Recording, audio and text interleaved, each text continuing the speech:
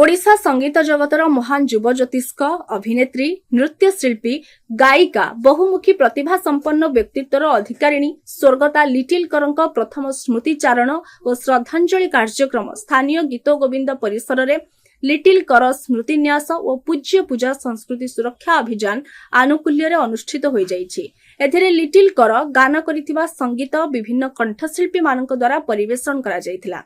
उक्त कार्यक्रम में मुख्य अतिथि भावे वरिष्ठ सांबादिक सौम्यरंजन पट्टनायक, सम्मानित अतिथि भावे विशिष्ट चलचित्र अभिनेता अश्रुमोचन महांती तथा संगीत निर्देशक और अभिनेता जुबुली सुंदर राय, भाषा प्राणव, रविनंद प्रमुख जोगदे स्वर्गत लिटिल कर ओडिशा संगीत जगतर युव उज्जवल ज्योतिष्क, युव नृत्यशिल्पी, अभिनेत्री हेबा सहित बहुमुखी प्रतिभार अधिकारिणी थिले बोली मत व्यक्त करथिले।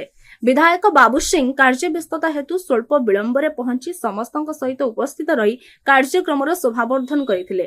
थालासेमिया पीड़ित व्यक्ति विशेष मानक सकाशे से उल्लेखयोग्य उदाहरण सृष्टि करि जाइछन्ति बोली अतिथि माने आलोचना करथिले।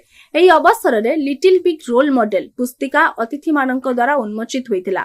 लिटिल जगन्नाथ भजन गान करिबा सहित वंदे उत्कल जननी गान करिबा और ताहार स्वर देवा परी काम करी कम बयस रे बहु अविस्मरणीय प्रशंसार अधिकारिणी होई पारिथिबा प्रसंग सभारे व्यापक भावरे आलोचित हेउथिला।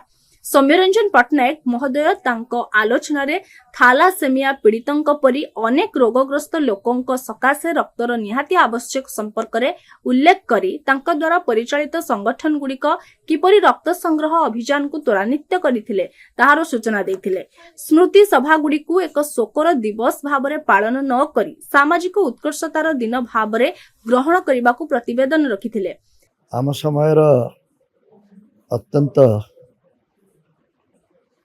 उज्जवल प्रतिभार प्रमाण रखिथिबा लिटिल कर आम ठारू दूरे जबार कथाटी को मु सहजरे ग्रहण करि पारु नहीं। एते कम बयस रे एते प्रतिभा अधिकारी है आम संगरो आहुरी अनेक किछि तांको ठारू आमे सब आशा रखिथिलु, किंतु ईश्वरंकर विधान भिन्न। तबे मु आज तांकर प्रथम वार्षिक स्मृति सभा तांकर सबू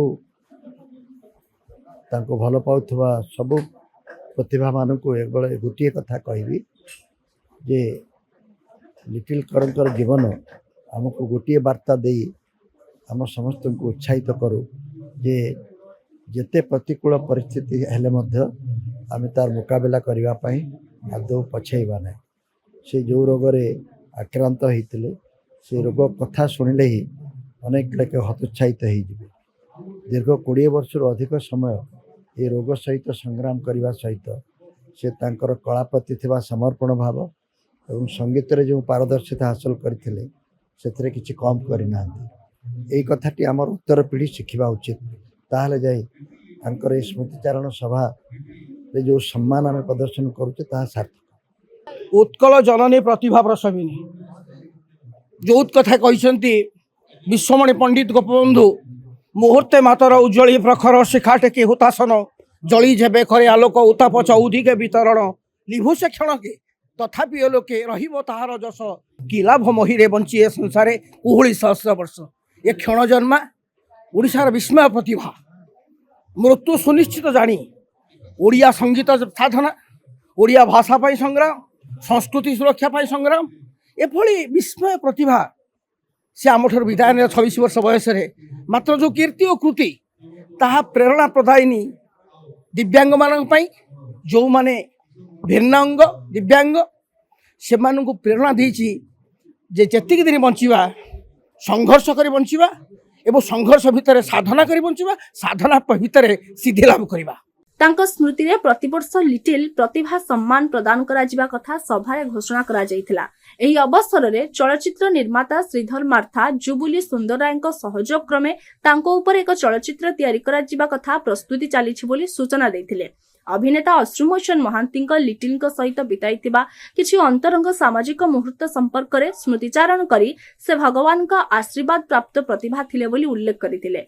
बहु आमंत्रित साहित्य संस्कृति प्रेमी तथा स्वर्गता लिटिल कर शुभेच्छांक उपस्थिति रे परिचालित ए कार्यक्रम को मनोज बट्टू पूज्य पूजा संस्कृति सुरक्षा अभियान मुखपात्र अरविंद त्रिपाठी संयोजक बापू ओझा वरिष्ठ समाजसेवी क्रांति कुमार सक्सेना प्रमुख परिचालना करथिले एवं धन्यवाद अर्पण करथिले तृप्तिमयी मकदम।